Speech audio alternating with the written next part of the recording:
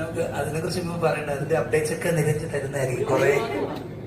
It's A mass film, mass പടമാണ്.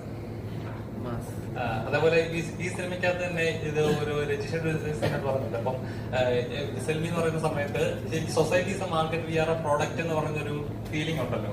ശരിക്കും പറഞ്ഞാൽ ഇപ്പം സൊസൈറ്റിയിൽ റെലവെന്റ് ആയിട്ടൊരു നടന്നുകൊണ്ടിരിക്കുന്ന ഒരു കാര്യമാണ്. അപ്പം അങ്ങനെയൊക്കെ ഒരു തോട്ട് വരാനുള്ള ഒരു കാര്യം എന്താണ്? അതെന്ന് വെച്ചാൽ നമ്മൾ ഇതിന്റെ അകത്ത് ജീവിക്കുമ്പോഴത്തേക്കും എല്ലാം വിൽപ്പനയുടെ ഒരു പല പല സ്ഥലങ്ങളിലാണ് നമ്മൾ താമസിക്കുന്നത്, ജീവിക്കുന്നത്. അപ്പം എസ്പെഷ്യലി അപ്പം വാല്യൂ ഉള്ള ആൾക്കാർ ഇപ്പൊ ആ ഡയലോഗ് എക്സാക്ട്ലി പറഞ്ഞത് വിഷ്ണു അഗസ്ത്യാണ് എൻ്റെ അടുത്ത്. നമ്മൾ സംഘർഷനെ ഷൂട്ട് ചെയ്തോണ്ടിരിക്കുമ്പോഴത്തേക്കും വിഷ്ണു അഗസ്ത്യ ഒരു ലോങ് ആക്ഷൻ സീനൊക്കെ ചെയ്തു. അപ്പൊ ഞാൻ ഭയങ്കര ഇംപ്രസ്ഡ് ആയി. ലോങ് ആക്ഷൻ സീൻ സംഘർഷയുടെ എൻഡിലൊരു വെരി ഇൻട്രസ്റ്റിംഗ് ആക്ഷൻ സീനുണ്ട്.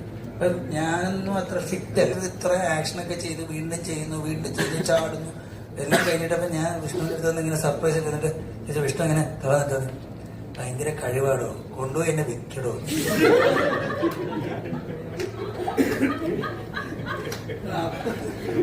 അത് ഞാൻ നോക്കുമ്പോഴത്തേക്കും അതാണ് വെരി ട്രൂ അല്ലേ.